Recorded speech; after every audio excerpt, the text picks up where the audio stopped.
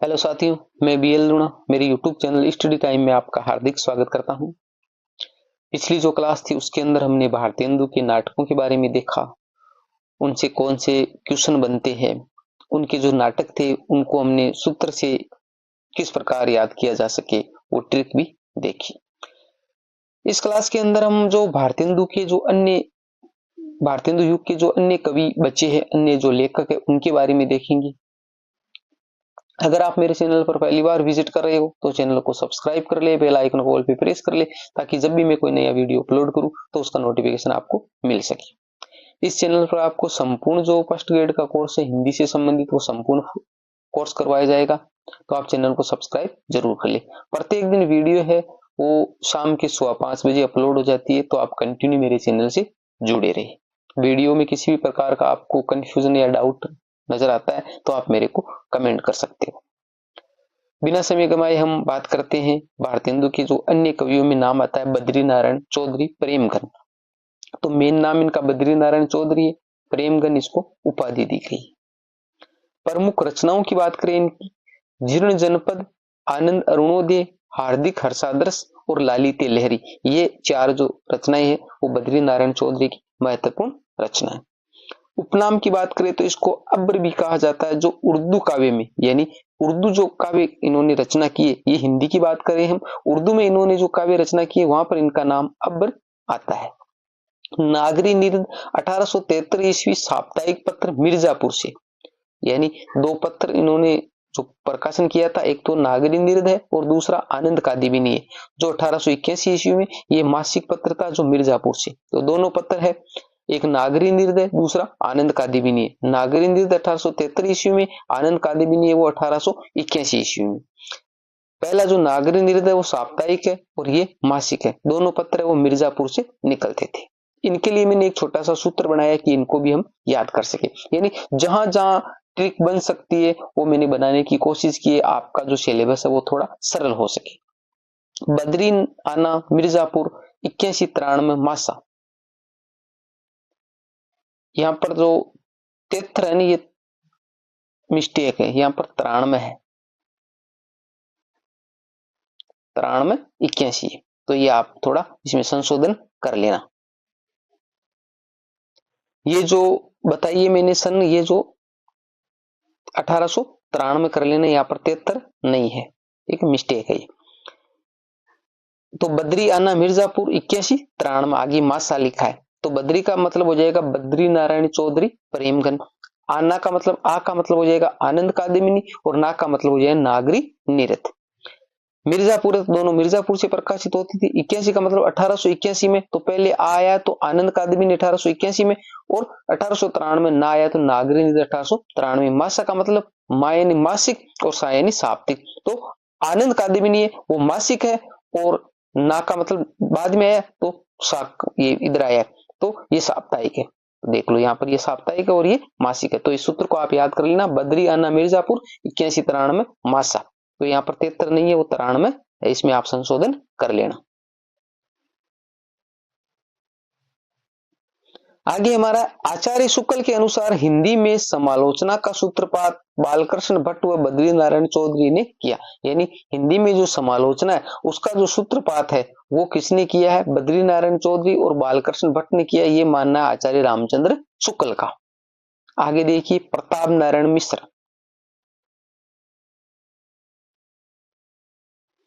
प्रताप नारायण मिश्र है, उसकी प्रमुख जो रचना है वो है प्रेम पुष्पावली, रसकान शतक, हिंदी की हिमायत, नवरात्र के पद, ये चार जो महत्वपूर्ण रचनाएं हैं इनकी। नाट्य रचनाओं की बात करें तो हमीर हट, भारत दूरदर्शा, गो संकट, कली प्रभाव, जुआरी खुआरी, प्रहसन। तो देखो रचनाओं के अंदर नाट्य रचनाएं, तो नाटक से संबंधित जो रचनाएं भारत दूरदर्शा है, ये एक और किसका है, भारत दूरदर्शा हम ऊपर पढ़ के आए, हमारे भारतेंदु का है, भारतेंदु का है। दूसरी बात, भारत दूरदर्शा और भारत जननी दो मैंने बताए, तो भारत जननी है वो अनुदित नाटकों में है, और भारत दूरदर्शा है वो मौलिक नाटकों में, ये भी मैंने आपको बताया, अच्छे से बताया किस प्रकार आप इसको याद रख सकते हो। अगर आपने वो क्लास नहीं देखी है तो आप कंटिन्यू मेरे चैनल से जुड़े रहे। आगे है ब्राह्मण पत्रिका का संपादन 1886 ईस्वी, कानपुर मासिक। तो देखिए इसको मैंने इस प्रकार जोड़ रखा है, प्रताप ब्राह्मण। प्रताप ब्राह्मण, अब प्रताप नाम का कोई आदमी है और वो ब्राह्मण है, तो प्रताप ब्राह्मण आप इस प्रकार याद रखोगे। तो प्रताप नारायण मिश्र है, उसने जो पत्र का संपादन किया था वो ब्राह्मण पत्र है, याद करने में आपको सुविधा होगी।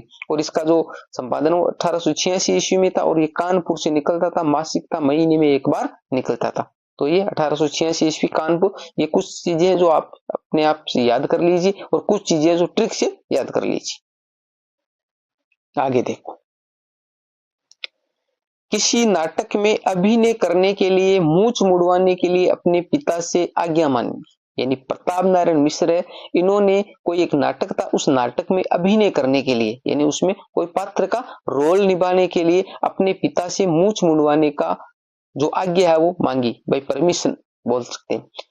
क्योंकि आज के टाइम में तो सभी कुछ मूंछ रखते और कुछ नहीं रखते। पुराने टाइम में ये था कि जो मर्द होता था वो मूंछ रखता था, मूंछ को नहीं कटवाता था। आजकल वो सिस्टम नहीं है, तो इन्होंने उस टाइम क्या है, पिता से आज्ञा मांगी। आजकल तो कोई आज्ञा वगैरह सिस्टम नहीं है, अपनी मर्जी से सारा कुछ हो रहा है, परंतु उन्होंने उस टाइम पिता से आज्ञा मांगी कि मैं मूंछ को मुड़वा सकता हूँ। किस लिए? सिर्फ उस अभिनय करने के लिए, क्योंकि उसमें ऐसा रोल होगा जिसके अंदर जो पात्र बनने जा रहा था उसकी मूंछ नहीं हो। तो इसलिए याद रखना, प्रताप नारायण मिश्र ने किसी नाटक में अभिनय करने के लिए अपने पिता से मूंछ मुड़वाने की आज्ञा मांगी थी। ये क्वेश्चन पूछा जा चुका है।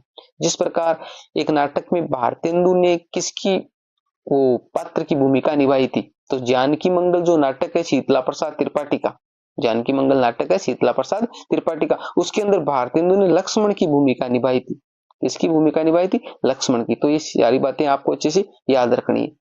हर गंगा कविता के कारण इनको प्रसिद्धि मिली, यानी कि एक कविता हर गंगा, उसके कारण ये प्रसिद्ध हुई। हिंदी हिंदू हिंदुस्तान का नारा दिया, यानी हिंदी हिंदू हिंदुस्तान का नारा वो किसने दिया था? प्रताप नारायण मिश्र ने दिया है। आचार्य हजारी प्रसाद द्विवेदी ये सहज चटुल शैली के पुरस्कृत करता है, यानी आचार्य हजारी प्रसाद द्विवेदी ने इसको कहा है कि ये सहज चटुल शैली के पुरस्कृत करता है। तो ये लाइन भी मोस्ट आ जाती है एग्जाम की दृष्टि से। ऐसी लाइनें देकर अक्सर पूछते हैं कि किस विद्वान ने किसके बारे में कहा था, तो ये आचार्य हजारी प्रसाद द्विवेदी ने प्रताप नारायण मिश्र के बारे में कहा था। आचार्य शुक्ल ने इन्हें हिंदी का एडिशन कहा है, मोस्ट है हिंदी का एडिशन, प्रताप नारायण मिश्र। आचार्य शुक्ल ने इन्हें हिंदी का क्या कहा है? एडिशन कहा है। आगे देखो,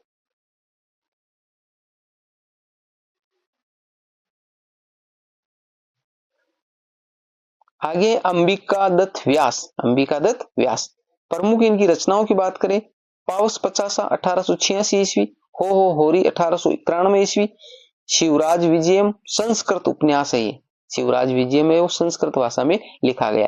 पीयूष प्रभा पत्रिका का संपादन किया।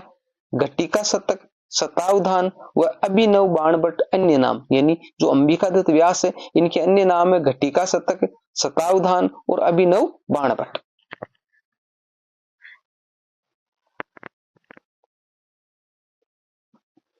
आगे है हमारा बालकृष्ण भट्ट। बालकृष्ण भट्ट प्रमुख रचनाओं की बात करें, कलिराज की सभा, बाल विवाह, नूतन ब्रह्मचारी 1887 ईस्वी उपन्यास है, नूतन ब्रह्मचारी मोस्ट उपन्यास है। 100 अजान एक सुजान 1892 ईस्वी, ये भी एक उपन्यास है। इन्होंने 1877 ईस्वी में इलाहाबाद से हिंदी प्रदीप नामक मासिक पत्र निकाला। तो बाल प्रदीप, बाल प्रदीप इस प्रकार मैंने इसको याद कर रखा है, बाल प्रदीप। तो बालकृष्ण भट्ट है, उनकी जो पत्रिका है वो हिंदी प्रदीप है। तो यहां से मैंने बाल को ले लिया और यहां से प्रदीप को ले लिया, तो बाल प्रदीप एक नया शब्द बना लिया। तो बालकृष्ण भट्ट की जो पत्रिका है वो है हिंदी प्रदीप, जो 1877 ईस्वी में है और इलाहाबाद से प्रकाशित होती थी और मासिक महीने में एक बार निकलती थी।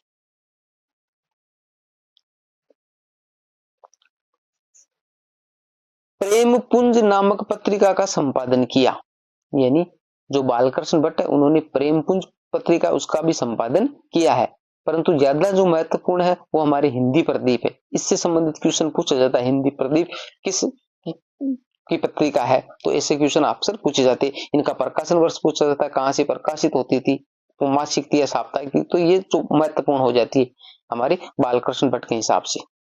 ये भारतेंदु मंडल के कवियों में सबसे वरिष्ठ कवि माने जाते हैं, यानी जो भारतेंदु मंडल के जो कवि है उसके अंदर ये वरिष्ठ कवि माने जाते हैं, क्योंकि वरिष्ठ है, कनिष्ठ है, इस प्रकार, तो ये सबसे वरिष्ठ का मतलब बड़े माने जाते थे। तो भारतेंदु मंडल में सबसे वरिष्ठ है वो बालकृष्ण भट्ट है। और वैसे भी याद रह जाएगा, वरिष्ठ और बाल ऐसे नाम आ रहा है तो वैसे आ रहा है, तो आप इसे करके अटैच कर लीजिए, बालकृष्ण भट्ट वो सबसे वरिष्ठ है। अब थोड़ा पीछे चलते हैं हम, जो हमारा भक्ति काल था, उस भक्ति काल के अंदर भी हमारे जो कृष्ण काव्य धारा थी उसके अंदर कनिष्ठ वरिष्ठ जो अष्टसाप के कवि थे, अष्टसाप के कवियों में कनिष्ठ कवि कौन था? कनिष्ठ कवि, ठीक है, वरिष्ठ कवि और कुशाग्र बुद्धि।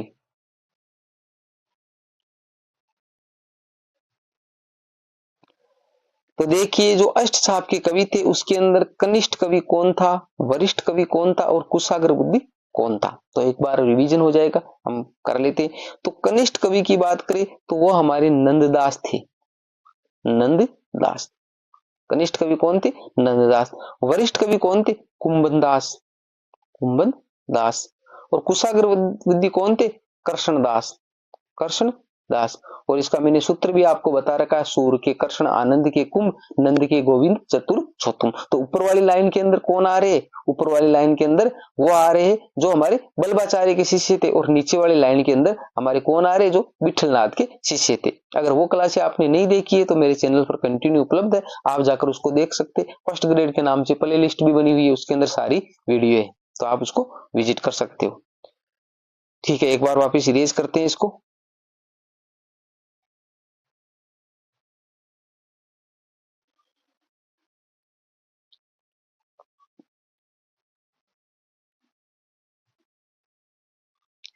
तो ये भारतेंदु के वरिष्ठ कवि है बालकृष्ण भट्ट।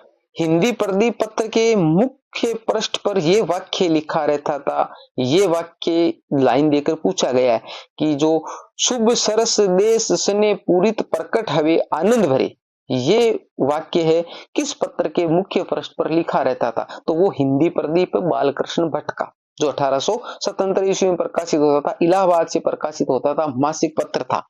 तो शुभ सरस देश सने पूरित प्रकट हवे आनंद भरे। इन्होंने साहित्य को जनसमूह के हृदय का विकास कहा है। किसने कहा है? बालकृष्ण भट्ट ने, बालकृष्ण भट्ट ने, बालकृष्ण भट्ट ने साहित्य को जनसमूह के हृदय का विकास कहा है। आगे देखिए, इन्होंने अपनी रचनाओं में मुहावरेदार भाषा का प्रयोग किया है।